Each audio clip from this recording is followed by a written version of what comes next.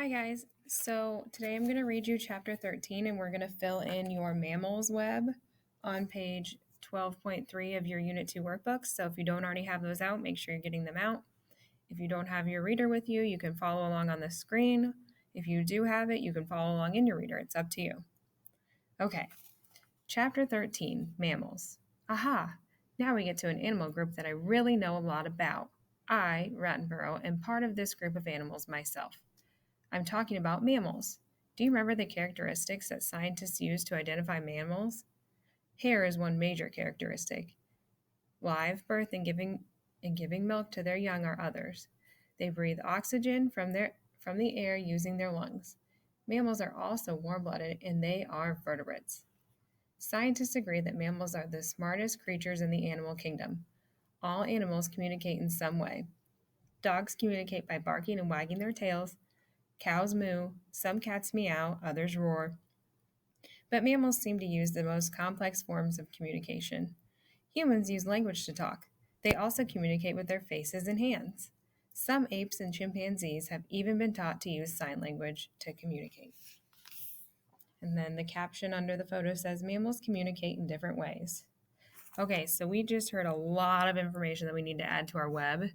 So we might make this a little bit easier by not adding all of it right away and just adding things that we're not going to talk about or not talk as much about throughout the rest of the reading.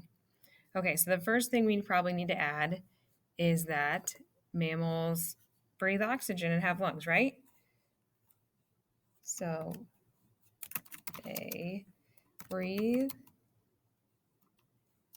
oxygen and have lungs.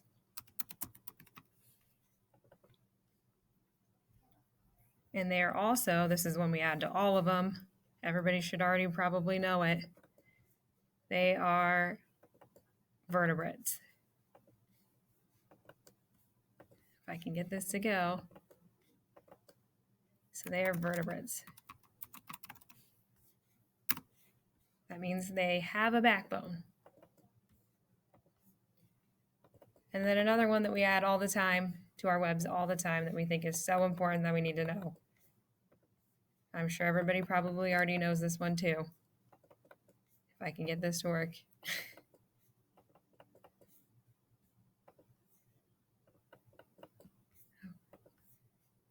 Really doesn't want to. There it goes. Okay. So they are warm-blooded. Remember, you don't have to put them in the same spots. Mine aren't even really by the points of the web. Just make sure they're on there somewhere so that you are able to read them and I'm able to read them.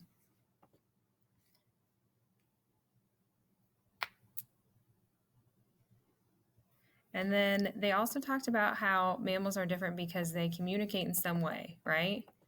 That's a little bit different. You wouldn't really think about that when you think about animals communicating. I thought it was pretty cool that they taught chimpanzees and apes to use sign language. Let's try it down here. There we go. Okay, so they communicate in some way. All right, so let's get back to the reading. If you need to pause it, go ahead and pause it and finish filling out the parts that we've done in the web. And then you can unpause it and we'll get back to chapter 13. Okay. There are two other mammals that also seem to use an advanced form of communication. In fact, you may not even realize that these animals are mammals because they live in the ocean. Dolphins and whales are classified as aquatic animals. Dolphins and whales, like other mammals, do not have gills like fish, so they cannot breathe underwater. Instead, they use blowholes at the top of their heads to blow out water and suck in air. Dolphins and whales rise to the surface of the water and poke their heads into the air to breathe. Whales and dolphins communicate by sending out sound waves through the water. These waves, called sonar, help them find their way through the ocean. The sound waves bounce off objects and echo back to the whale or dolphin. The whale or dolphin can tell the size, shape, and speed of objects and the distance away from them based on the time it takes the echo sound to travel back to them. They also use their sounds to talk to each other. And then under the photo, it says, you might think dolphins would be classified as fish, but they are classified as mammals. So they actually can't breathe underwater, right? They don't have gills. So they're using their lungs to breathe still, but they have to come to the top of the water every time they want to breathe. They must know how to hold their breath for a really long time.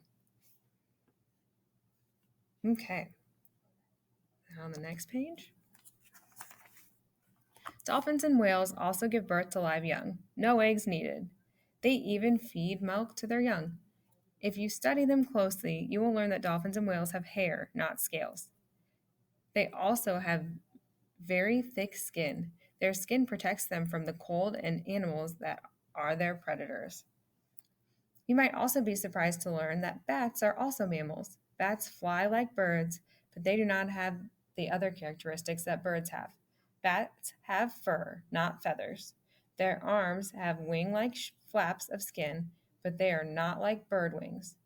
Bats also give birth to live young and they produce milk. So scientists classify bats as mammals. Okay. So earlier they talked about one major characteristic being that, or one way that you know that you're dealing with a mammal is because they have hair, right? And there they just told us that bats have fur. So we need to add that all mammals, or they all, have hair or fur. That's one distinct characteristic, right? They all have to have hair or fur if they're a mammal. Okay, so if you need to pause it to finish writing it, you can, and then unpause it. All right, on our next page, it says, here's an interesting fact. Not all mammals give birth to live young. The duck-billed platypus and spiny anteater both lay eggs like birds and some reptiles, but have all the other characteristics of mammals. Good luck finding one. They are very rare. Mammals have their fair share of odd members like the duck-billed platypus, but the basic characteristics, hair, backbone, milk, warm-blooded, are always present in mammals, so no matter what. They're always present in mammals no matter what. And then under the photo, it says a duck-billed platypus. Okay, so they just told us some key characteristics I don't think we have on our web yet. So we need to make sure we are adding them. So I think the main one that we don't have is that they give birth to live young. Oh, great. We can't see that.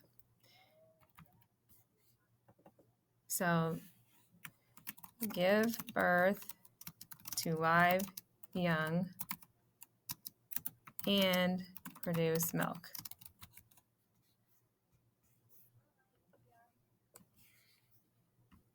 Okay, so make sure you're adding all of these points to your web, and then make sure you're saving it somehow so that you can look back at it later.